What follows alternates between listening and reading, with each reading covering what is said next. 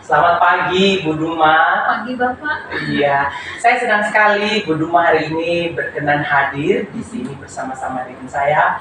Ya, apa kabar Ibu hari ini? Puji Tuhan, luar biasa sehat. Puji Tuhan ya. Saya lihat Ibu Duma hari ini sangat cerah ceria, ya. Ini membangkitkan energi ya tentunya. Baik, sesuai dengan kesepakatan kita kemarin, Iya, Bapak. hari ini Ibu Duma akan melakukan coaching, Iya. ya. Namun sebelum Ibu Duma melakukan coaching, saya ingin sharing ya cerita-cerita dulu dengan Ibu Duma. Ya, kira-kira apa yang Ibu harapkan ya nanti dari proses coaching yang akan berlangsung? Proses coaching itu memang berlangsung percakapan saya dengan coach. Yang diharapkan itu ada dua hal, Bapak. Pertama dari saya, kemudian dari coach. Untuk saya, yang pertama saya berharap ini adalah proses ruang berlatih untuk menjadi lebih baik lagi. Karena selama ini saya baru banyak belajar, baru tahap belajar, dan ini adalah tahap praktek bagaimana supaya prinsip-prinsip coaching itu, kemudian kompetensi-kompetensi yang ada bisa saya kembangkan lagi, khususnya mengenai hadir penuh, mendengarkan dengan aktif, apalagi menyusun pertanyaan. Kemudian dari yang saya harapkan dari proses coaching nanti, coaching tersebut bisa menemukan kemampuan dirinya sendiri, bagaimana dia tahu siapa dirinya, sadar akan dirinya, sadar akan potensinya, dan dia mempunyai kepercayaan diri dalam menjalankan tugasnya. Wah, luar biasa sekali ya Ibu Duma. Semoga. Saya percaya pasti Ibu bisa melakukannya dengan baik. Ada hal yang menarik tadi yang Ibu sampaikan, bahwa ingin proses coaching ini berjalan dengan baik, lalu Ibu juga bisa hadir sepenuhnya. Ya, saya pikir ini hal yang sangat menarik dan luar biasa, Bu. Kadang-kadang kita tidak sadari ya, kalau kita tidak hadir seutuhnya dalam sebuah proses komunikasi itu memberikan sinyal bahwa kadang-kadang kita menolak secara tidak langsung ya proses atau wawancara yang akan berlangsung. Dan ketika Ibu memberikan perhatian kepada hal kecil ini, saya pikir mungkin itu akan sangat menolong dalam proses coaching. Baik, selanjutnya saya ingin lagi sharing dengan Ibu Duma ya, karena ada kompetensi-kompetensi ya yang harus kita penuhi dalam proses coaching itu. Misalnya ya ada kehadiran penuh, ya mengajukan pertanyaan berbobot, lalu mendengarkan juga secara aktif. Lalu juga ada prinsip-prinsip coaching yang tidak boleh kita lupakan, yakni proses kemitraan, lalu proses yang berlangsung itu harus menjadi proses yang kreatif, lalu juga memaksimalkan potensi tentunya ya, ini yang tidak boleh kita lupakan, karena pada akhirnya yang mengambil keputusan dari proses itu adalah coach itu sendiri tentunya. Lalu nanti mungkin proses coaching akan berlangsung, Ibu Duma akan menggunakan alur tirta, demikian ya.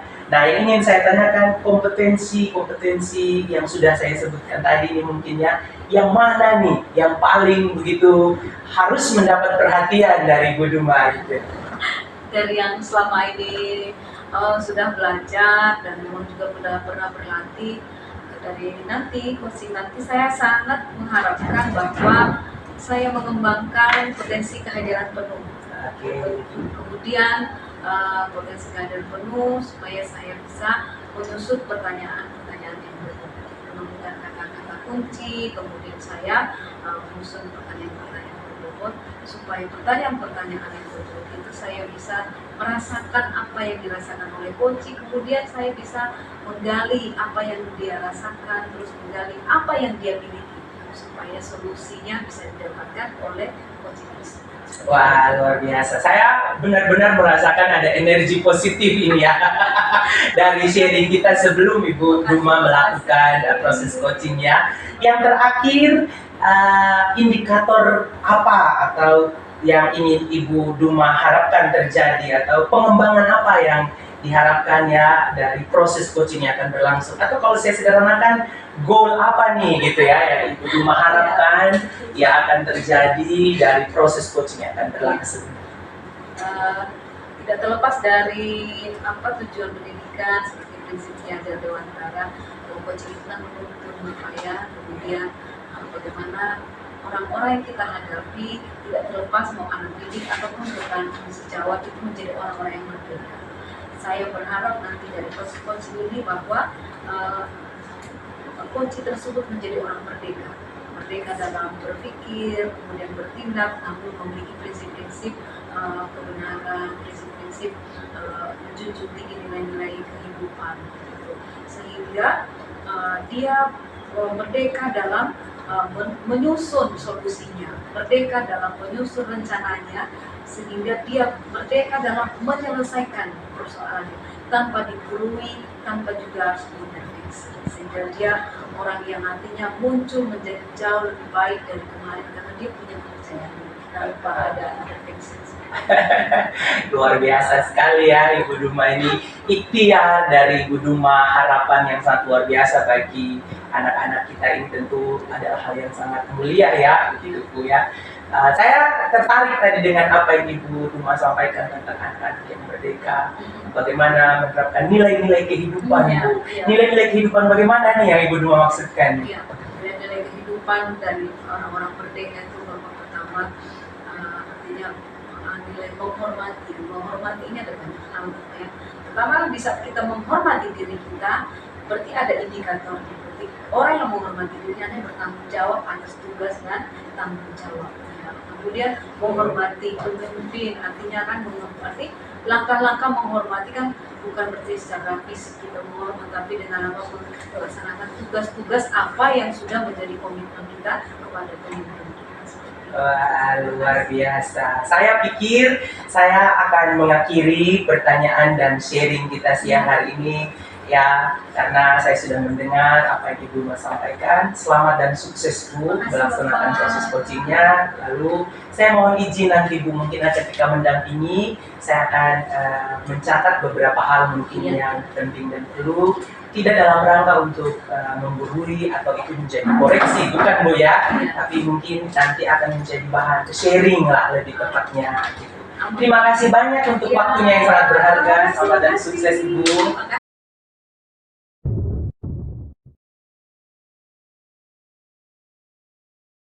Siang Pak Nanda. Selamat siang Ibu Duma. Gimana kabarnya hari ini? Luar biasa saya lagi baik-baik. Ibu Duma sendiri. Baik Bapak. Kita ngobrol-ngobrol sedikit Bapak. Ya, dari apa yang sudah berjalan selama pembelajaran, kira-kira ada masalah Bapak yang Bapak ada selama menjalankan tugas. Itulah penyebab saya datang ke sini ya, untuk meminta bantuan Ibu memberikan saya tuntunan menemukan solusi-solusi masalah-masalah yang saya hadapi. Saya lihat beberapa minggu sudah dalam pembelajaran itu, satu semester pembelajaran siswa di satu upacara bendera yang dilakukan pada Senin. Itu kalau saya kebetulan saya hari pikir langsung saya temukan masalah banyak sekali murid yang terlambat itu upacara. Apakah mungkin karena orang tua yang usaha apa untuk mengatur, saya bikin saya bingung. Selama ya setiap kali hari Senin pasti banyak siswa yang terlambat. Ini mengenai keterlambatan siswa. Ya. Kalau harapannya Bapak kira-kira upacara bendera itu seperti apa? Seperti apa? Harapan saya sebenarnya kan kehadiran penuh siswa. Kan salah satu bentuk ucapan terima kasih ya kepada bangsa. Dengan upacara bendera juga siswa sadar bahwa negara ini dibentuk karena perjuangan para pahlawan dan juga kita dengan mengikuti cara kita mengingat kembali cita-cita pahlawan kita dulu, tujuan dari kemerdekaan itu apa sebenarnya, itu harapan saya. Ya. Kita dalam perkembangan anak-anak kita sekarang ini memang karakter itu perlu dibentuk, Ya. menebarkan rasa cinta tanah air, kemudian menghargai keberagaman, menghormati pahlawan-pahlawan itu. Karena bangsa ini bukan jadi sekarang kita dengan penuh mereka menyadari bagaimana negara kita ini dibentuk dari perjuangan manusia. Jadi memang upacara bendera itu adalah salah satu upaya menebarkan rasa cinta tanah air. Kira-kira masalah keterlambatan tadi Bapak menemukan apa penyebabnya kira-kira? Ya, saya coba membuat survei, coba bertanya. Entah ya, jawaban itu ada jujur apa tidak. Tapi itu berdasarkan jawaban anak-anak. Mereka juga telah bangun lambat. Ya, bangun lambat. Terus yang kedua, kakak atau orang yang mengantar mereka ini juga jadi penyebab. Karena mereka yang mengantar itu terlambat, akhirnya anak yang mau diantar ini jadi ikut terlambat. Gitu. Jadi ya saya tanya. Jadi memang masalahnya dari rumah. Ya, dari rumah. Ya. Dari jumlah siswa yang hadir itu berapa persen? Memang yang jelas yang hadir memang lebih banyak. Oh, Yang hadir memang lebih banyak. Tapi kan jumlah peserta didik kami kan 20% saja itu yang tidak hadir dan Kelihatan. ya terlihat. Ya, bisa 15-20% itu tidak. Jadi harapannya Bapak kira-kira untuk upacara ke depan ini keterlambatan itu kita kurangi sampai berapa persen? Saya berharap, yang jelas saya pasti berharap ya 100%. 100%, hampir penuh gitu ya. Cuman ya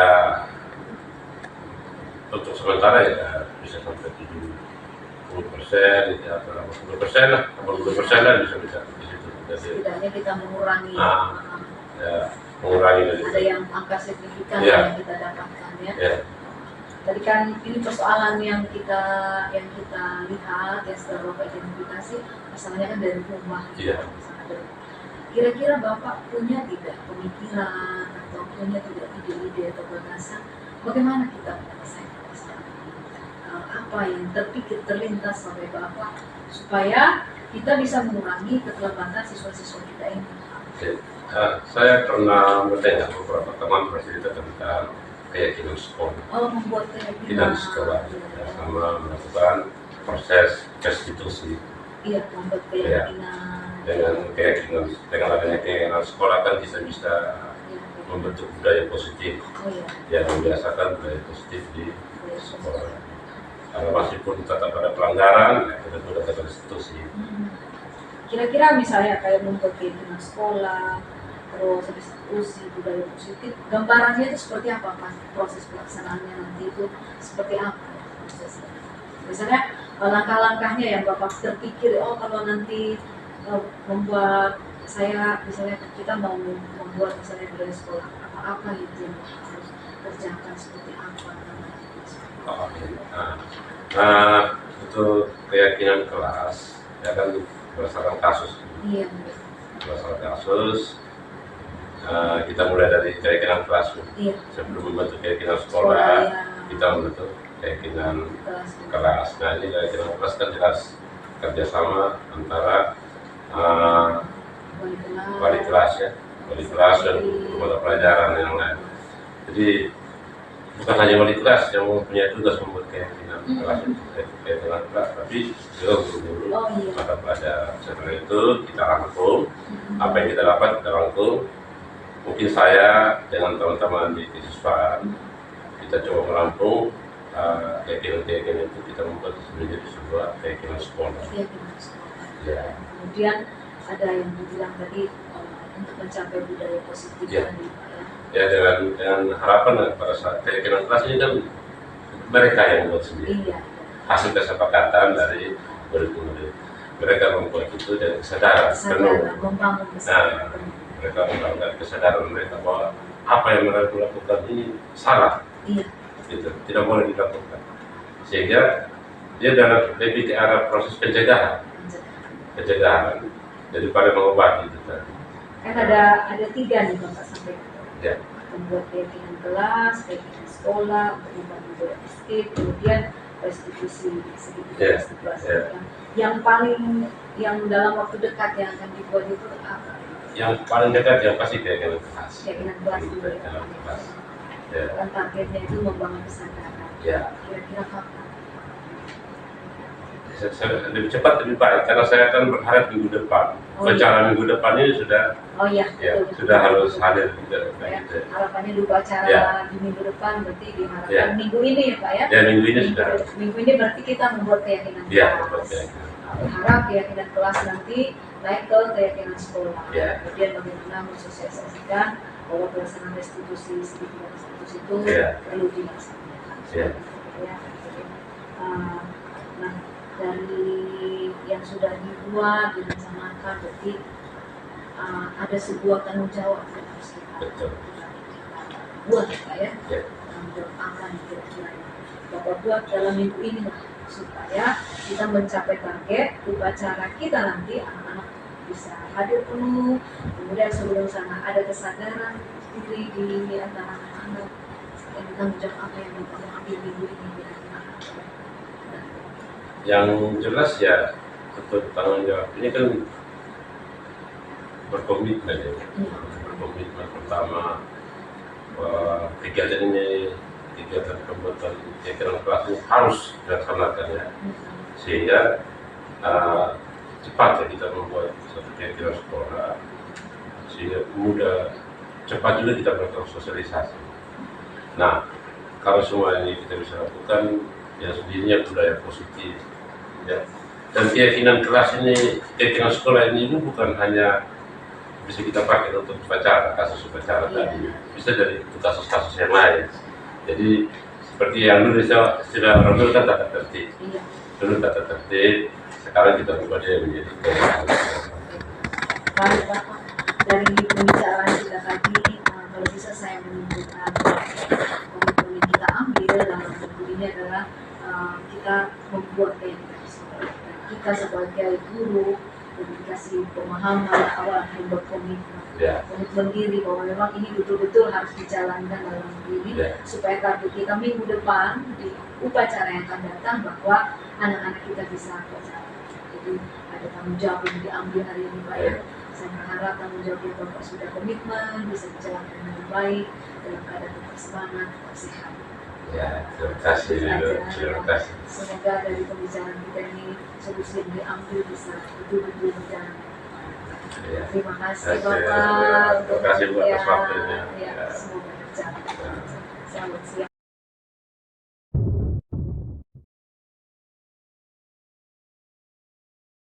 Siang Ibu Duma. Siang Bapak. Masih semangat Bu ya? Luar biasa. Masih. Puji Tuhan ya. Bagaimana perasaan Ibu setelah tadi melakukan coaching?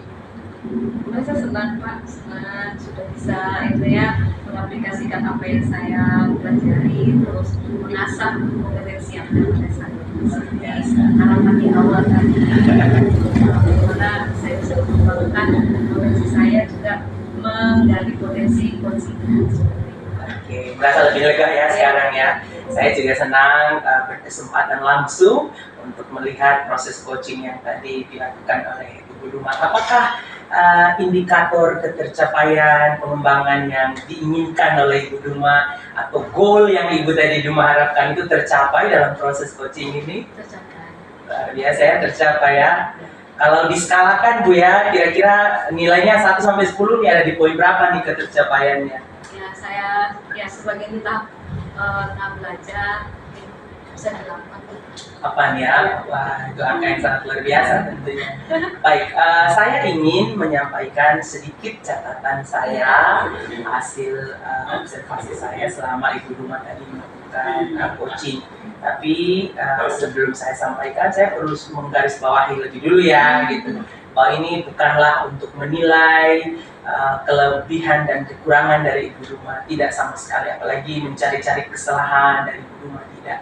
Ini hanya pure atau murni sebagai bahan refleksi supaya kita melihat ya kemampuan kita, lalu harapannya menolong nanti untuk kita memberkahi diri. Dan sebelumnya boleh tidak kalau saya lebih dulu minta Ibu Duma yang menyampaikan kira-kira hasil refleksi Ibu tadi gimana dalam proses yang Ibu lalui? hasil refleksi saya, perjalanan coaching itu bisa menemukan masalah. Pertama, terus ada keterbukaan antara saya dengan coaching, wawancara, apa istilahnya, proses pembicaraan berjalan lancar, terus bisa menemukan masalah, kemudian bisa menjelaskan masalahnya secara detail seperti apa, kemudian dalam proses itu ada harapan-harapan yang dimunculkan. Dari harapan-harapan muncul ada gagasan bagaimana untuk mencapai harapan dari persoalan yang dihadapi. Ada target juga di situ. Kemudian setelah ada target, disusun lagi solusi. Dari solusi itu muncul rencana pelaksanaan.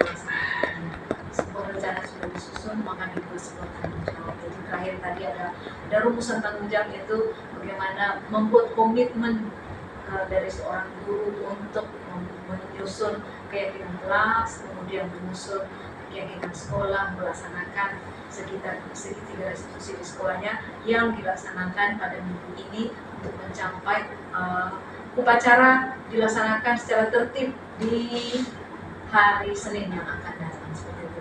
Oke. Dan komitmen serta tanggung jawabnya. Luar biasa. Apakah Ibu Duma mengalami kendala tadi? Secara teknis tidak ada. Kemudian karena memang ada keterbukaan ya, jadi pemikiran itu juga luar seperti apa adanya ya. Seperti air itu juga. Luar biasa. Memang kita alurnya memang seperti air ya Bu ya.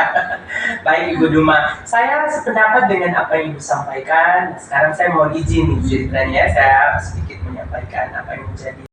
Saya melihat proses coachingnya berjalan dengan baik dan Ibu Duma tidak terkesan menggurui lalu monoton dalam mengambil tanggung jawab berbicara. Ibu Duma selalu memberikan kesempatan kepada coachingnya untuk lebih banyak mengungkapkan apa sebenarnya yang terjadi, lalu pada akhirnya coaching menemukan sendiri solusi dari persoalan yang dihadapi. Saya pikir ini adalah hal yang sangat baik dan positif Bu, karena kita sudah mempraktekkan apa yang sebenarnya diharapkan dalam proses coaching berbasis Tirta ini gitu. Jadi memang benar-benar prosesnya bukan proses kita lebih tahu gitu, lalu kita yang lebih banyak mengambil peran dalam berbicara, tidak. Tetapi memang proses ada kemitraan yang terjadi di antara itu. Saya pikir itu saja sedikit catatan saya. Mohon berkenan, mungkin dapat diterima dengan baik, dan harapan saya Ibu Duma tetap semangat dalam melaksanakan tanggung jawab dan sukses selalu Bu. Ya, terima kasih banyak Bapak. Terima kasih Ibu Duma, selamat siang.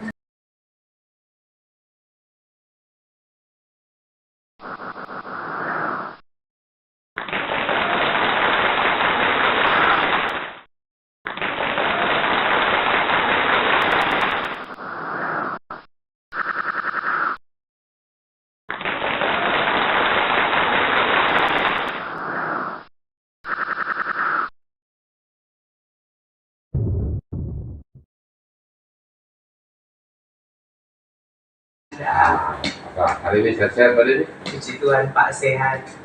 Pak Fernanda bagaimana kabarnya? Saya ini juga dalam kondisi sehat-sehat pada Pak. Terima kasih banyak ya Pak ya. Oke. Sebentar Pak ini akan melakukan proses coaching. Iya, betul Pak. Oke. Pada saat melakukan coaching ada beberapa hal yang perlu Pak jadi perhatikan.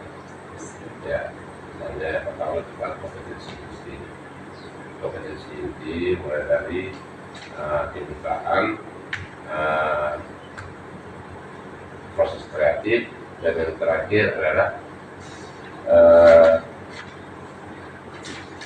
kreatif, dan terakhir adalah memaksimalkan potensi.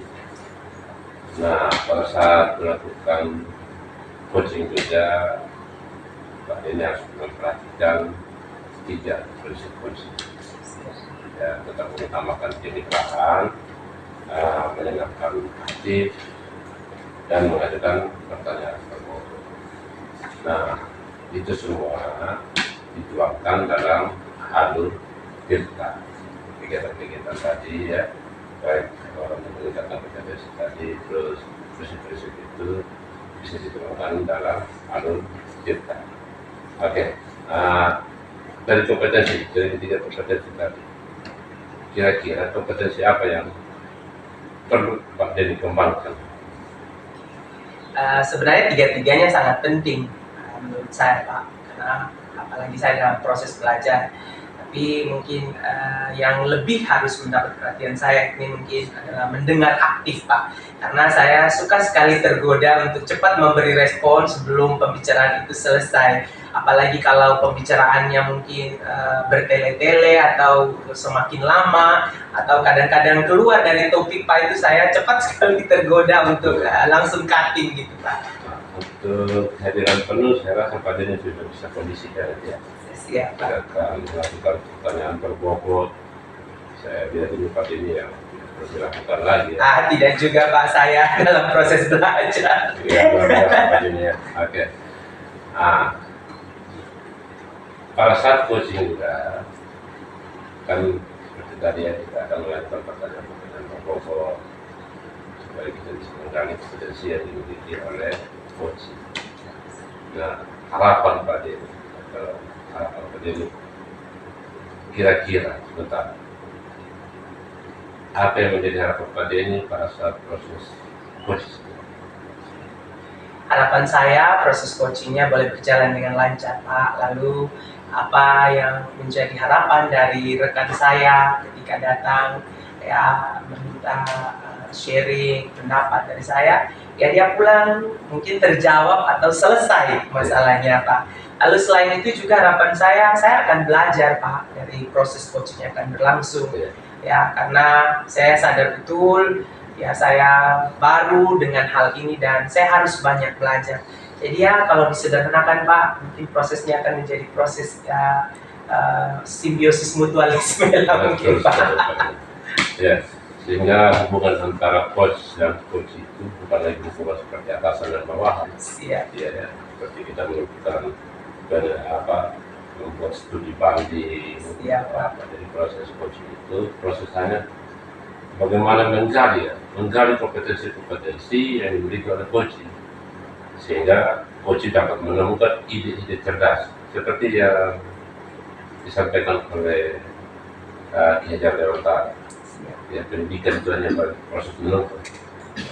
Ya, proses menuntut. Setiap manusia di dunia ini bukan seperti lembaran kertas putih, tapi sudah ditulisan. Tugas kita hanya menebarkan tulisan ini. Oke Pak Denny, saya berharap kegiatan coaching berjalan dengan baik, ya, tidak ada halangan, tidak ada masalah, sehingga Pak Denny dapat membantu coaching menyelesaikan masalah-masalah yang dihadapi. Siap, terima kasih Pak. Ya, seperti yang Pak Denny. Selamat siang Pak Fadlana, terima kasih.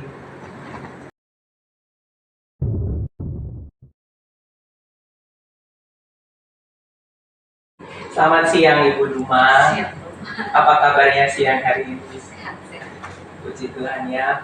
Bagaimana tugas-tugasnya di kurikulum Bu? Sekarang sudah berjalan sementara berjalan, jadi ujian sudah sekarang berjalan, kemudian terus dokumen-dokumennya sudah dikirim di upload kemarin, jadi hampir rampung untuk semester ini. Puji Tuhan ya kalau gitu ya. Saya senang mendengar kabar ini. Saya memang melihat sekolah kita ini banyak ditolong ya dengan tanggung jawab lebih yang dipercayakan kepada Ibu Duma. Ngomong-ngomong, kira-kira ada apa nih gitu sehingga Ibu Duma bertemu dengan saya pada hasilnya? Apakah ada hal yang ingin di-sharingkan? Oke, Saya silakan. merasa ingin menyampaikan Bapak ya, mau berbagi cerita tentang saya sebagai guru. Oke. Saya ingin sekali pembelajaran diferensiasi itu bisa saya laksanakan di kelas. Namun dalam perjalanannya saya sudah melaksanakan, tapi tidak maksimal. Tidak maksimal apa yang sudah saya pelajari, apa yang sudah pernah saya latih. Waktu saya menjalankannya dalam kehidupan nyata, itu tidak seperti yang saya bayangkan kenyataannya. Oke. Seperti contoh misalnya kita kan sudah melaksanakan diagnosa mengenai kebutuhan belajar anak yang pertama misalnya minat belajar atau profil belajar atau misalnya gaya belajar. Dalam perjalanannya saya mencoba untuk memenuhi misalnya gaya belajar, tapi terkendala di media belajar.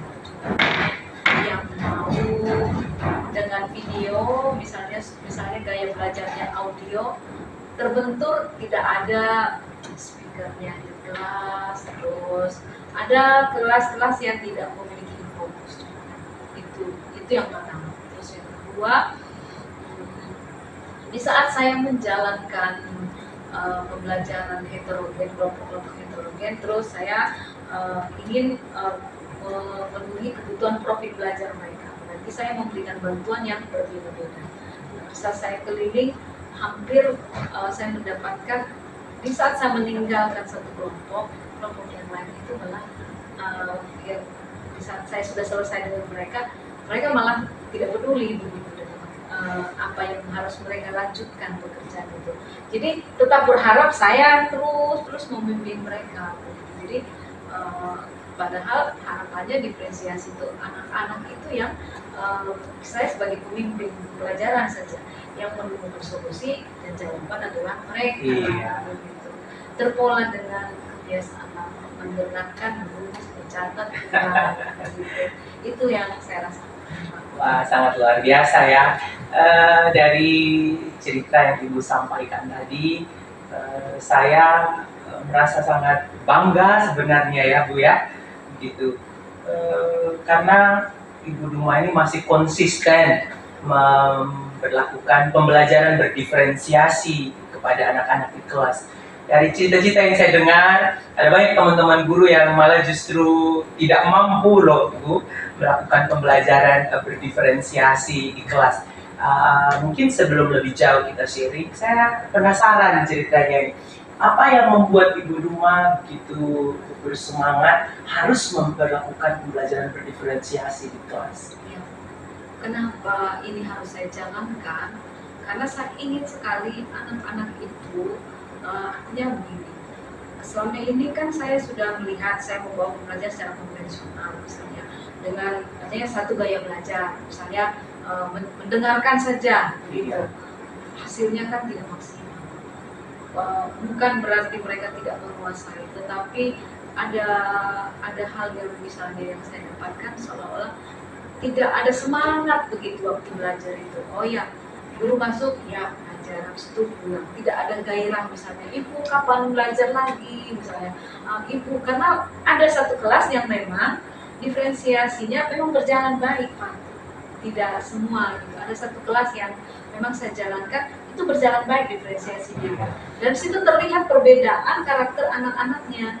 Kalau misalnya saya masuk di kelas itu mereka langsung oleh gitu. Antusias gitu ya. Terus saya bilang pantun itu, pantun gitu. Iya. Karena memang saya sering bilang nanti kita pantun lagi. Jadi mereka bilang, oh ya saya Bu yang pantun begitu. Jadi pantun gitu. Habis itu kalau sudah pembelajaran mulai capek, oh kita nyanyi lagi, kita games lagi. Jadi memang tidak jenuh kelas. Misalnya kita belajar 4 jam pelajaran, saya memang menargetkan diri tidak mau membawa materi yang luas gitu. Walaupun sederhana tapi anak-anak bisa bawa pulang, terus bisa mereka paham begitu dengan pembelajaran diferensiasi ini. Karena saya melihat hasilnya luar biasa begitu. Namun di kelas-kelas lain tidak, itu yang membuat hati saya, ya bagaimana caranya itu jadi masalah bagi saya. Baik. Terima kasih sekali ya Bu Duma untuk semangat dan spiritnya ini yang harus ya dibagikan ya, yang harus juga dimiliki oleh teman-teman guru yang lainnya gitu ya. Tadi ada informasi yang Ibu Duma sampaikan bahwa kelas lain juga ingin diperlakukan demikian. Baik, kalau begitu dari percakapan yang kita lakukan ini, apa yang Ibu Duma harapkan gitu? Apa yang Ibu Duma mau nih gitu? Karena saya tadi udah dengar sedikit bocorannya ada kelas yang udah bisa, yang udah diterapkan, tapi ada kelas. Nah, saya ingin lebih dengar secara spesifik gitu. Ada kelas yang pertama fasilitasnya terbatas. Jadi waktu saya membawa diferensiasi itu tidak terpenuhi kebutuhan gaya gaya gaya belajarnya, sehingga monoton sudah. Di situ saya hanya sekedar bercerita, menerangkan, baca buku. Kemudian karena memang ada mungkin latar belakang anak gitu ya, mereka masih punya konsep dulu itu galak, dulu itu. Jadi di saat saya mengajak membuat permainan, hampir kayak kurang bersemangat mereka. Jadi saya pengen sekali di kelas-kelas itu juga saya bisa membawa permainan, saya pengen mereka juga bisa ikut games, kemudian saya juga kepengen mereka bisa nonton video, saya kepengen juga mereka mengerjakan tugas presentasi sesuai dengan kemauannya mereka, bukan sesuai dengan kemauannya saya. Yang penting tercapai tujuan, mereka paham, tapi caranya seperti apa, mereka punya cara masing-masing, maunya seperti itu Pak. Gitu. Kasih ya, saya pikir banyak hal yang Ibu Duma harapkan sebenarnya dan ingin lakukan gitu kepada mereka. Hanya itu di kondisi-kondisi yang memang tidak memungkinkan sehingga belum semua kelas dapat ya pembelajaran berdiferensiasi. Nah, tadi saya sudah mendengar beberapa kendala-kendala yang Ibu Duma hadapi sehingga pembelajaran berdiferensiasi itu tidak maksimal kepada seluruh kelas. Nah, dari beberapa catatan-catatan atau kendala-kendala gitu, kira-kira Ibu Duma menemukankah begitu kendala atau poin utama sehingga pembelajaran berdiferensiasi itu sulit diterapkan di kelas yang lain dari begitu banyak persoalan-persoalan tadi? Kendala yang pertama ada dua Pak. Yang pertama mungkin fasilitas kelas, terus yang kedua mungkin saya yang kurang fair. Artinya saya menginginkan misalnya begini, kalau di kelas lain fasilitasnya ada, di sini tidak ada, ya sudahlah begitu. Saya seolah-olah pasrah saja begitu. Jadi dari yang saya pikirkan kayak saya lah yang harus berubah begitu. Misalnya tidak berarti saya kalah dengan keadaan ini. Gitu. Saya kepengennya ya saya melompat juga dari keadaan ini, jangan karena tidak ada fasilitas baru tidak dibuat apa-apa gitu. Kayaknya seperti itu Pak. Baik. Ada dua hal yang menarik ya. Yang pertama mungkin faktor eksternal, yang kedua faktor internal. Kira-kira untuk faktor eksternal ini sejauh ini gitu, pernahkah terlintas dalam pikiran Ibu apa sih yang harus saya lakukan untuk menghadapi tantangan yang faktor eksternal ini dari luar? Lalu yang kedua, Ibu mengatakan bahwa mungkin dari diri Ibu sendiri ya, sehubungan dengan kompetensi atau bagaimana gitu memperlakukan pembelajaran yang menyentuh kepada anak-anak. Mungkin terlintaskah di Ibu kira-kira apa yang Ibu harus lakukan? Ada. Nah, mungkin saya harus berbagi dengan pemimpin sebagai kepala sekolah di sini. Kemungkinan bisa tidak dibuat kebijakan bahwa kalau di tahun depan difasilitasi lah kelas-kelas seminimal yang mampu dibuat begitu. Artinya di tahun depan difasilitasi, kalau misalnya mampu dibuat fokus dibuat gitu. Untuk beberapa kelas ada penambahan lah, karena memang ada kelas yang sudah, ada yang belum. Jadi kalau bisa tahun depan saya minta kebijakan, nanti saya bicara langsung sama kepala sekolah supaya ditambah fasilitasnya di tahun yang akan datang, di anggaran tahun depan. Terus dari pihak saya juga artinya saya juga harus berbenah diri, maksudnya jangan kalah dengan keadaan karena tidak ada alat, tidak ada bahan, terus saya sudah mati minat gitu ya. Kan masih ada gambar yang bisa seperti saya rencananya membuat seperti itu, buat gambar, kemudian buat papan-papan informasi, terus permainan-permainan yang kreatif yang mungkin kalaupun tidak dalam bentuk video yang kita misalnya pakai musik, ya kita bisa pakai games yang lain misalnya. Ada banyak video. Jadi saya mau menyusun itu buat game ini, ini saya buat catatan. Terus setelah saya mau buat print gambar-gambar, terus saya rencana kan nanti membagi anak dalam kelompok. Kan gaya belajarnya beda-beda. Tapi mereka ada disisip-sisipkan. Terus nanti bikin gini, ada yang baca buku, ada yang baca gambar, kemudian ada yang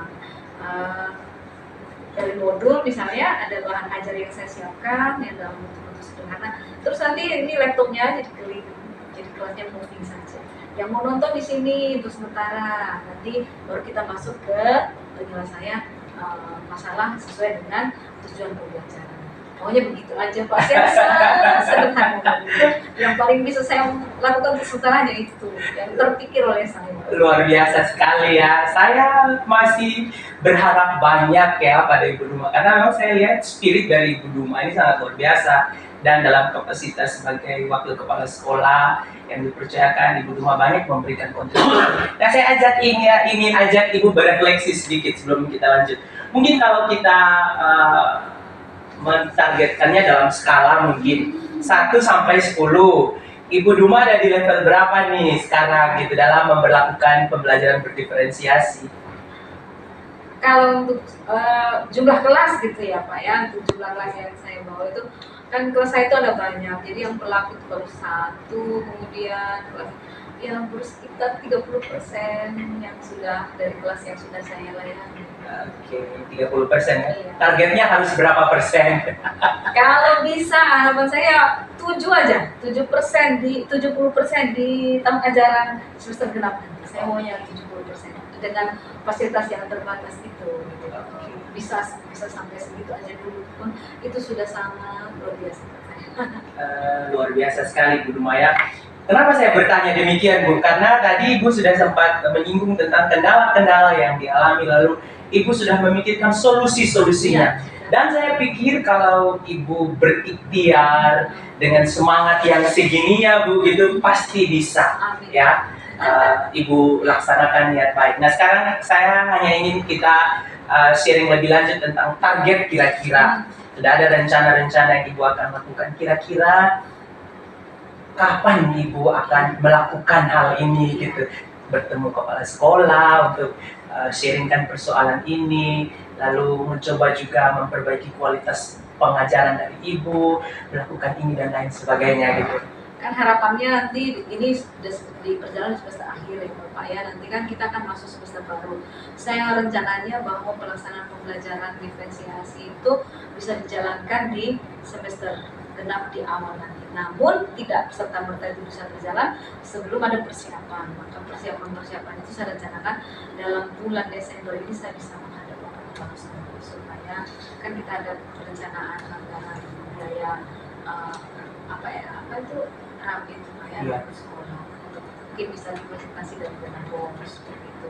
Saya rencana mungkin dalam minggu ini saya ketemu Bapak Kepala Sekolah mengajukan kalau bisa penambahan fasilitas. Kemudian selama sebelum pembelajaran dilaksanakan di tahun ajaran semester genap nanti, mungkin saya persiapkan materi ajar, saya persiapkan video, saya persiapkan materi-materi, video, kemudian gambar-gambar yang mendukung mencapai tujuan pembelajaran. Baik, mungkin ada target apa yang harus Ibu Duma lakukan terlebih dahulu? Ya, selain tadi berbicara dengan kepala sekolah, target yang pertama itu saya menyiapkan materi-materi ajar. Kalau RPP-nya sudah ada, setidaknya yang menjadi daya dukung RPP supaya bisa menjalankan pembelajaran diferensiasi tadi, sekalipun kelasnya punya banyak keterbatasan.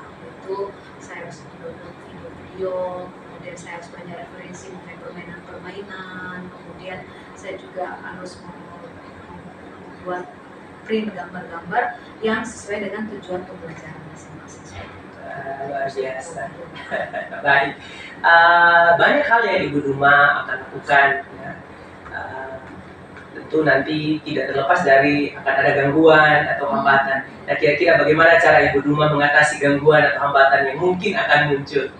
Hambatan pertama yang paling besar mungkin dari diri sendiri, karena kita kan selalu takut bayangan Pak ya, takut kegagalan, belajar mindfulness, kesadaran diri bahwa apapun yang kita buat pasti berbuah hasil, karena kan kita ini untuk menang, tidak patah semangat, terus membangun diri sendiri untuk tetap memegang komitmen kita lakukan pembelajaran ini untuk memenuhi istilahnya pembelajaran yang menuntut anak, mengantarkan mereka pada kebahagiaan semangat yang sendiri. Jadi jangan lupa Itu filosofinya supaya tetap menjadi menjadi motor semangat gitu. Jadi Baik, kalau misalnya ada tantangan tetap dijalankan. luar biasa. Tadi Ibu Duma sempat singgung tentang komitmen gitu ya. Apakah perlu ada orang lain yang membantu, menolong sehingga komitmen ini lebih kuat? Perlu. Siapakah itu, Bu Duma? Rekan kompil saya sama rutin belajar. Mungkin kami harus membuat pertemuan-pertemuan, mungkin tidak pun pertemuan secara istilahnya formal gitu ya, pertemuan rutin walaupun hanya cerita itu kan sudah membangun semangat. Terus mungkin mungkin saya perlu lagi istilahnya ada proses tindakan lanjut dari hasil coaching itu, mungkin membangun setelah saya melaksanakan sebagai refleksi dari apa yang sudah saya lakukan. Luar biasa sekali. Tidak terasa Bu Duma ya, waktu kita hampir selesai ya untuk sesi sharing. Saya senang sekali mendengar apa yang Ibu Duma sampaikan, dan seperti di awal saya bilang, saya percaya pasti Ibu Duma bisa melakukan itu semua. Nah, setelah sesi sharing ini berakhir, apa yang Ibu Duma akan lakukan mungkin sebagai tindak lanjut atau langkah sederhana yang akan Ibu Duma lakukan di paling pertama nih gitu. Tanggung jawab saya yang pertama adalah saya menyusun jadwal diri saya. Luar biasa ya. Buat jadwal diri saya, buat target-target harus susun apa yang mau dikerjakan untuk bisa di tahun ajaran awal semester nanti pembelajaran diferensiasi bisa dijalankan di kelas-kelas yang saya Baik. jadwal dulu mau pakai dengan apa yang harus dibuat. Semangat Bu, saya percaya pasti Ibu bisa. Pertanyaan saya yang paling terakhir nih sebelum kita berpisah Bu, adakah manfaat yang Ibu rasakan setelah kita sharing ini Bu? Paling lega ya. Kenapa Ibu lebih lega? Artinya kan didengarkan itu kan berarti artinya kalau kita didengarkan setidaknya kita berbagi apa yang kita pikirkan, beban kita itu berkurang, walaupun memang belum dapat solusi secara faktanya, tapi setidaknya secara batin kita lebih bebas. Terima kasih sekali Bu Duma. Saya mohon maaf juga kalau ada hal-hal yang mungkin kurang berkenan selama sesi sharing ini, lalu mungkin tidak semua hal yang Ibu harapkan terjawab mungkin ya, saya mohon maaf. Dan saya berdoa, berharap Ibu Duma dapat mewujud menyatakan apa yang menjadi niat baik dari Ibu demi kemajuan sekolah kita dan tentu bagi kebahagiaan dan keselamatan anak-anak kita semua. Saya pikir sampai di sini sharing kita. Terima kasih. Selamat siang Ibu Duma.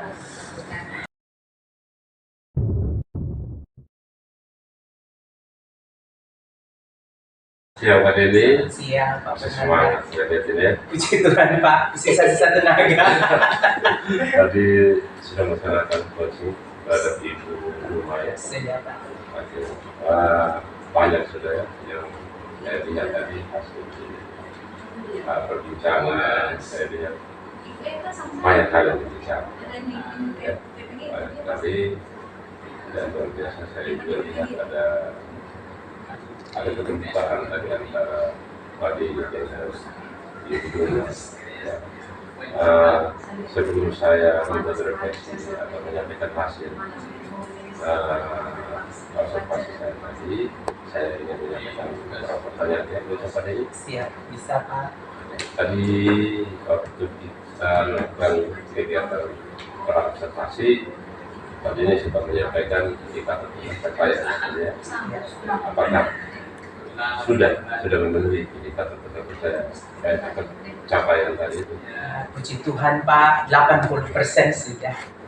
Luar biasa, jadi sudah lebih dari harapan tadi ya Pak Denny ya. Siap Pak. Ini yang luar biasa ya.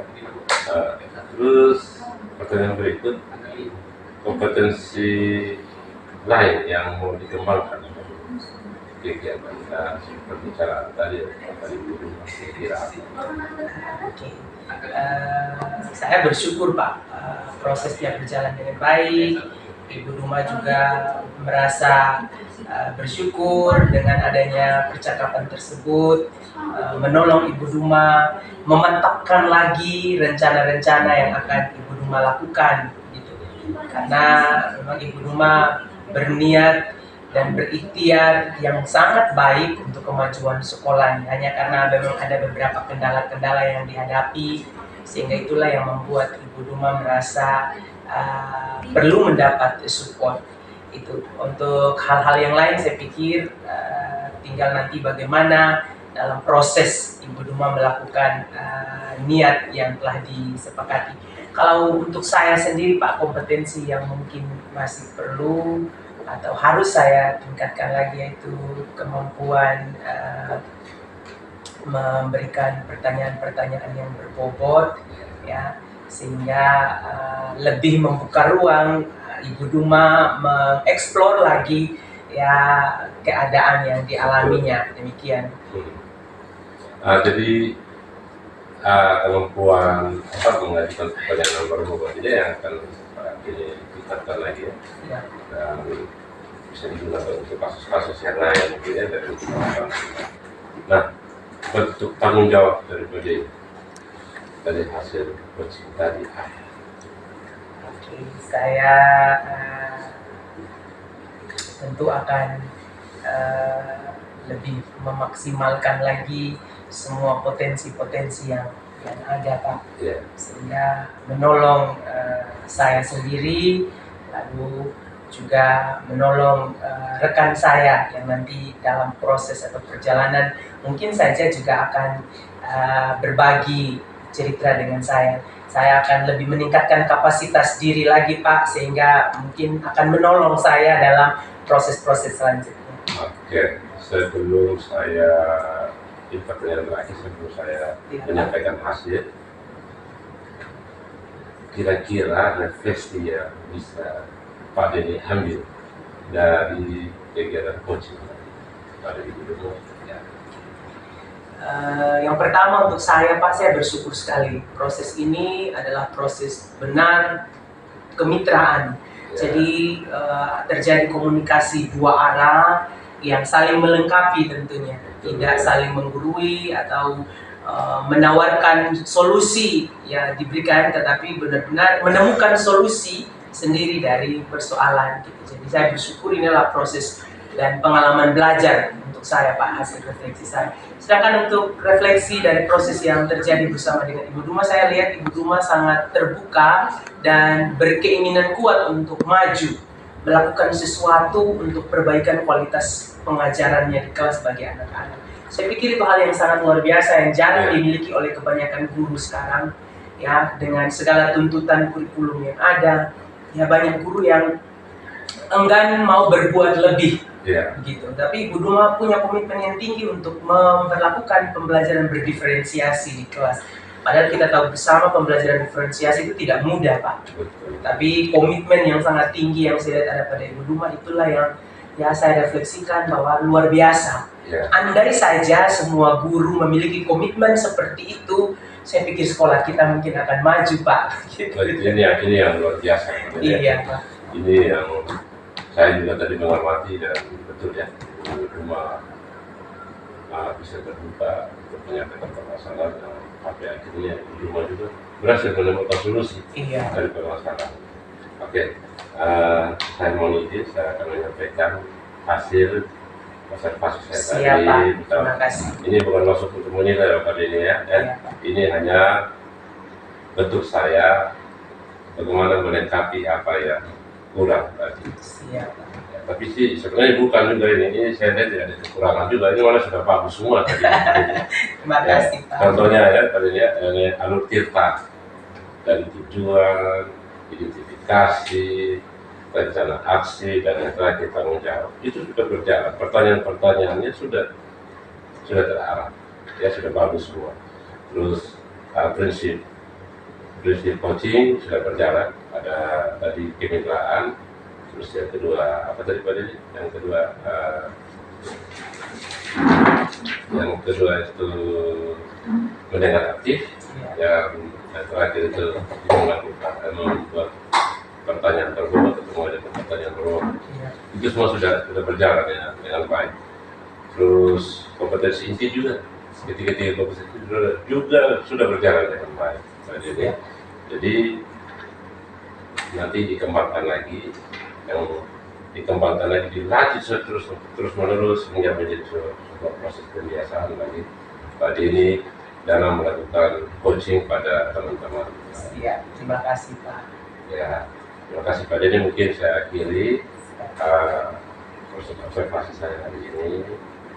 Semoga sukses ya Pak Denny. Terima kasih banyak Pak. Sehat selalu. Terima kasih Pak. Selamat siang.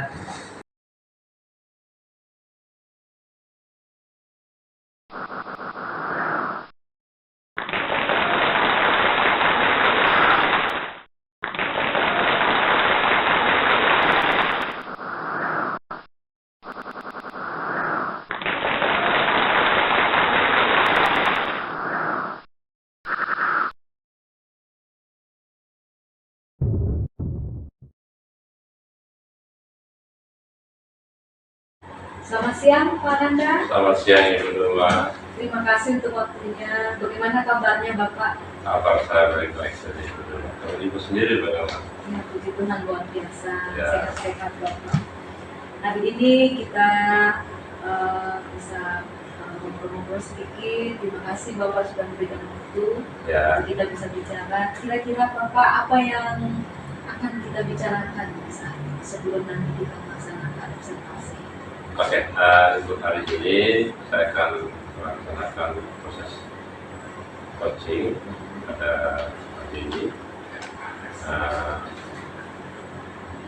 Sebentar yang saya lakukan menggunakan alur kita, proses coaching yang saya gunakan menggunakan alur kita dengan tetap mengutamakan prinsip coaching, yaitu kemitraan, proses kreatif, dan meningkatkan kompetensi yang dimiliki oleh Pak Denny. Luar biasa Bapak. Dari harapan bagaimana di coaching sebentar kita tetap menggunakan prinsip-prinsip. Namun ada juga yang kita tidak perlu, yang harus kita perlu ingat bahwa kompetensi kita selama melaksanakan coaching juga harus kita laksanakan, seperti kehadiran penuh, Ya. mendengarkan dengan aktif, dengan prinsip-prinsip rasa tadi Bapak. Ya. Kemudian bagaimana kita membuat pertanyaan-pertanyaan. Kira-kira dari 3 kompetensi ini yang mana yang paling Bapak ingin kembangkan potensinya? Oke, terima kasih. Sebenarnya ketiga kompetensi ini masih perlu saya kembangkan. Iya. Tapi kali ini yang ingin sekali saya kembangkan itu hanya 2, yaitu mendengarkan yang aktif dan membuat atau mengajukan pertanyaan-pertanyaan yang berbobot sehingga dapat menggali potensi yang diberikan oleh Pak Denny. Coaching itu kan pasti ingin menggali potensi Ya. ya. Pasti bagaimana seorang coaching yang kita coaching itu menemukan solusi bagi masalahnya. Kira-kira indikator apa yang paling ingin Bapak harapkan dari proses nanti, dengan langkah apa kira-kira yang Bapak bisa buat supaya proses coaching itu berhasil dengan baik? Oke, sebentar. Langkah yang saya gunakan adalah menggunakan pertanyaan-pertanyaan yang berbobot sehingga saya bisa mengembangkan kompetensi yang dimiliki oleh Pak Denny, dan setelah Pak Denny merasa kompetensi yang dimiliki dia bisa kembangkan, dia juga bisa menemukan ide-ide cerdas, ide-ide cerdas sebagai solusi dari permasalahan yang dihadapi oleh Pak Denny. Berarti yang menjadi tujuan kita dari coaching ini menemukan ide cerdas dari coaching yang kita Ya. ya, menggunakan prinsip-prinsip kemitraan, proses kreatif, memaksimalkan potensi dengan menggunakan alur kita. Betul. Mengalir seperti air tanpa terasa, ternyata apa yang dia miliki dia menemukan sendiri. Ya. Jadi melalui proses coaching nanti tanpa disadari dia bisa mengeluarkan potensinya. Tapi kita harus menggunakan prinsip coaching. Betul.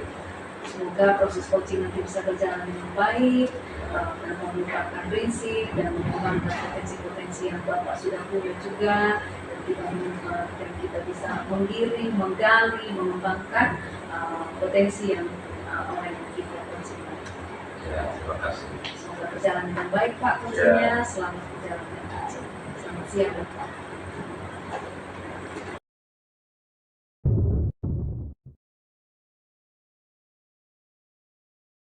Pak Fernanda. Bagaimana kabarnya? Puji Tuhan Pak, saya sehat. Pak Fernanda bagaimana Ya, kabar? sama saya juga baik-baik ya. Puji Tuhan Pak ya. Nah, kira-kira apa Pak ini kan? Iya Pak Fernanda, saya beberapa hari ini merasa sedikit galau sih ya Pak, gitu. Ya. Karena ada beberapa komentar dari teman-teman saya yang mengusik pikiran. Ya gitu, loh kok anak-anak itu banyak ya yang tidak mau menggunakan layanan BK gitu di sekolah, padahal layanan BK di sekolah itu bermanfaat untuk anak-anak gitu. Jadi saya ingin sekali membuat anak-anak itu mau menggunakan layanan BK yang ada di sekolah Pak gitu. Ya, banyak kasusnya ya bisa kita lihat ya Pak.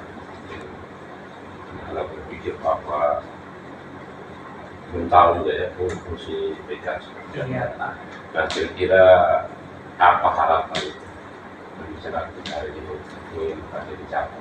Oke, saya berharap saya mendapatkan ide atau solusi dari persoalan yang saya hadapi, sehingga anak-anak di sekolah saya Pak mau menggunakan layanan BK, karena pada prinsipnya layanan BK itu sangat bermanfaat bagi anak-anak di sekolah gitu. Bukan saja ketika mereka mengalami hambatan dan kesulitan atau yang lebih kita kenal dengan istilah masalah Pak, Ya. tapi ketika mereka tidak mengalami hambatan dan kesulitan pun layanan BK di sekolah itu sangat bermanfaat sebenarnya bagi mereka. Jadi saya berharap mereka mau menggunakan layanan BK gitu Pak. Iya, ya, betul.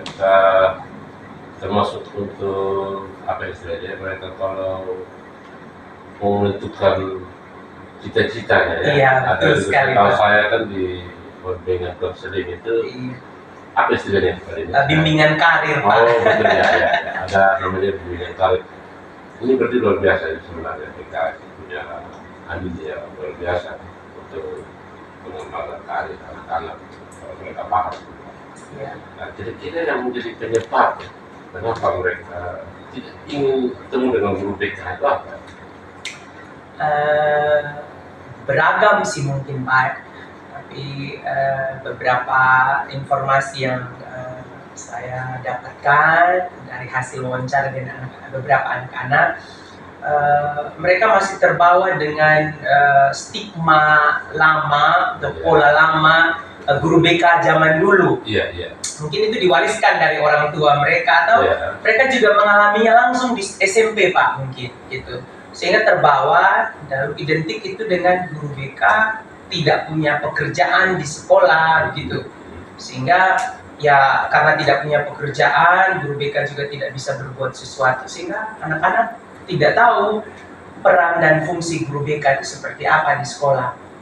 Lalu yang berikut ya karena mungkin dengan berbagai kesibukan anak-anak di sekolah, tanggung jawab mereka harus menyelesaikan tugas, ya ada target-target tertentu yang mereka harus selesaikan. Ditambah lagi dengan memang dunia anak remaja ya Pak, kita paham sekali gitu. Itulah mungkin yang membuat mereka hampir lupa begitu bahwa di sekolah itu ada guru BK-nya, di sekolah ada layanan BK yang bermanfaat bagi mereka, sehingga mereka ya lalu dengan kesenangan mereka, dengan tugas utama mereka belajar, seperti itu mungkin Pak. Iya. Memang kalau kita lihat ya Pak ya, dengan stigma orang-orang dulu bahwa yang masuk ruang BK pasti ada masalah. Iya, Ya, betul Pak. diidentikan seperti itu bahwa ruang BK seperti ruang hanya untuk menyelesaikan masalah. Iya, Sebenarnya ruang masuk ruang BK untuk mencegah masalah juga di situ. iya. Iya. Oke. Apakah Pak Denny pernah membuat mencari solusi? Kira-kira apa yang harus Pak Denny lakukan? Iya. Saya pernah mencoba beberapa hal sih Pak, tapi belum maksimal gitu. Hal-hal yang pernah saya lakukan yakni dengan unjuk kerja ya sebagai guru BK, sehingga eksistensi saya itu hadir di sekolah gitu. Jadi saya juga diperhatikan lah gitu Pak di sekolah. Nah, eksistensi atau unjuk kerja yang saya maksudkan itu yang saya lakukan misalnya dengan melakukan pelayanan BK yang lebih humanis, ya. Kalau dulu guru BK bawa kayu, sekarang saya tidak bawa kayu lagi, Pak, gitu. Kalau dulu gaya bicaranya guru BK dengan suara yang tinggi, saya sekarang tidak demikian, Pak. Kalau dulu guru BK ketika berpapasan dengan anak-anak harus anak yang menyapa lebih dulu, sekarang tidak, Pak. Saya yang lebih proaktif untuk menyapa lebih dulu anak-anak itu di sekolah. Lalu ruang BK juga saya tata dengan baik, Pak. Saya minta sama Bapak Kepala Sekolah untuk cat ruang BK-nya dengan warna hijau supaya memberikan kesan yang lebih segar, lebih adem. Lalu menata ruang BK sedemikian rupa sehingga ruang BK itu tidak terkesan menakutkan, Pak, gitu. Selain itu juga saya sedapat-dapatnya masuk kelas, Pak. Karena kami memang tidak punya jam khusus masuk kelas, gitu. Tidak dijadwalkan dari kurikulum. Nah, sehingga kami untuk memberikan materi layanan kepada anak-anak, kalau itu layanannya emergensi dan sifatnya harus, saya minta waktu dari teman-teman guru penjas, Pak, atau guru agama yang waktunya cukup panjang, sehingga saya masuk kelas dengan konsisten, Pak. Kadang juga di jam kosong. Tapi memang di jam kosong ini sedikit dilema juga, Pak, ya. Karena itu surga dunianya anak-anak sih, Pak. Kalau jam kosong, tiba-tiba kalau kita masuk, kadang kita tidak diterima dengan baik. Ya, kita mengertilah itu mereka lagi asik-asiknya jam kosong, tiba-tiba kita mengganggu kesenangan mereka. Selain itu juga saya mencoba memanfaatkan papan bimbingan yang ada di sekolah untuk berbagi informasi. Saya juga membuat channel YouTube, Pak, sehingga materi-materi layanan BK saya sampaikan di situ. Saya juga buat e-counseling melalui digital, begitu. Lalu layanan-layanan BK itu berupa voice recorder yang bisa didengar oleh anak-anak. Tapi memang sejauh ini, Pak, belum maksimal karena kembali lagi, gitu. Pemahaman anak-anak itu belum kuat. Gitu. Nah, itu mungkin yang masih saya galaukan, Pak.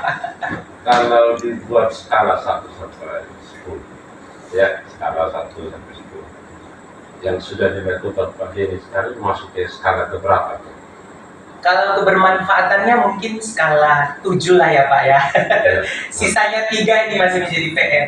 Oke, kalau gitu harapan Pak Denny dari 7 ini kira-kira mau dinaikkan ke berapa? Saya idealnya sih, Pak, memang berharap 10 lah begitu. Anak-anak itu memang benar-benar paham dengan layanan BK. Tapi walau alam ya, Pak, ya. Yang terjadi memang demikian. Ya 9 lah, Pak. Oke. Saya mendengar tadi semua penjelasan tadi ini, sebenarnya sudah banyak hal ya Pak Denny lakukan untuk membuat identitas baru bagi BK, bukan identitas lama lagi, merubah paradigma berpikir lama menjadi paradigma yang baru. Contohnya tadi sudah membuat menata ruang papan komunikasi tadi, membuat papan komunikasi, membuat YouTube, terus sudah berusaha untuk mengiklankan diri. Ya, lintasnya sudah berusaha untuk mengiklankan diri lah, bahwa ruang BK ini welcome untuk semua orang. Nah, kira-kira apa solusi lain? Solusi apa yang bisa Pak Denny gunakan untuk mencapai ke peringkat 10 tadi? Skala 10. Skala 10. Saya berpikir mungkin saya akan lebih lagi melakukan konseling perorangan dan juga bimbingan kelompok dengan materi khusus pengenalan bimbingan dan konseling sih, Pak. Karena itu mungkin akan menolong saya kalau lewat percakapan pribadi atau kelompok yang jumlahnya lebih sedikit akan lebih efektif mungkin menurut saya gitu, Pak. Luar biasa sekali ya. Apa namanya, solusi yang sudah Pak Denny sampaikan saya rasa bagus semua. Hanya tinggal Pak Denny membuat sebuah rencana. Ya, pastinya untuk menjalankan kegiatan itu kan butuh rencana. Kira-kira rencana-rencana apa saja yang perlu Pak Denny persiapkan supaya kegiatan-kegiatan tadi yang tadi disebut itu bisa berjalan dengan baik. Saya mungkin akan bertemu dengan Ibu Kepala Sekolah Pak lebih dulu Ya. menyampaikan rencana saya, lalu bisa mengajak tim BK Ya. untuk berkolaborasi dalam kegiatan ini, bagaimana merumuskan kegiatan sampai dengan nanti mungkin mengeksekusi.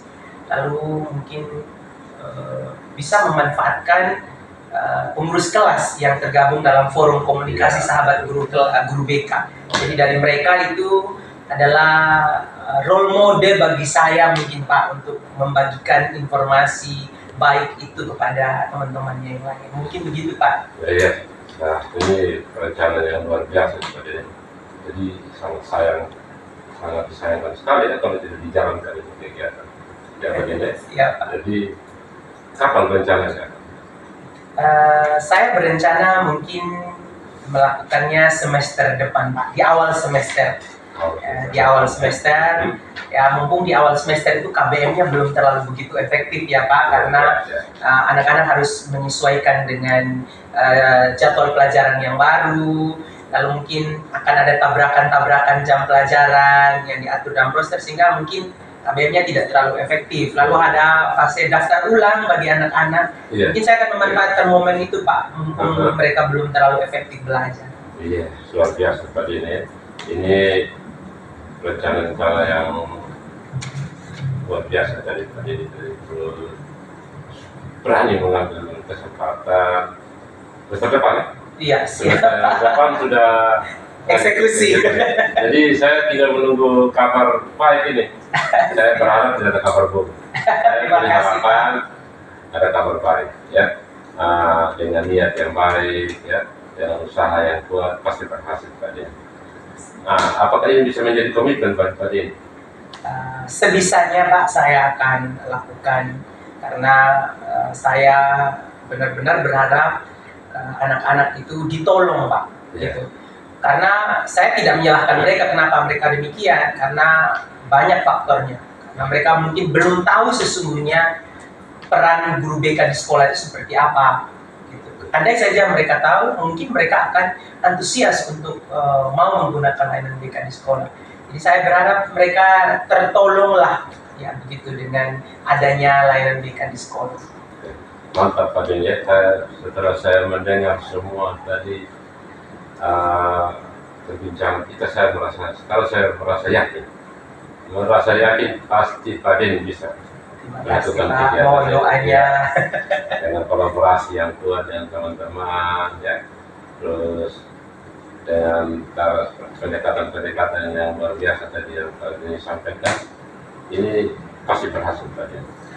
Oke, terima kasih banyak Pak Den. Ini mungkin waktu saya sampai di sini. Baik, terima kasih banyak Pak. Saya sangat senang dengan sharing pada siang hari ini bersama dengan Pak Fernanda. Ya, siap Pak Den. Selamat siang Pak.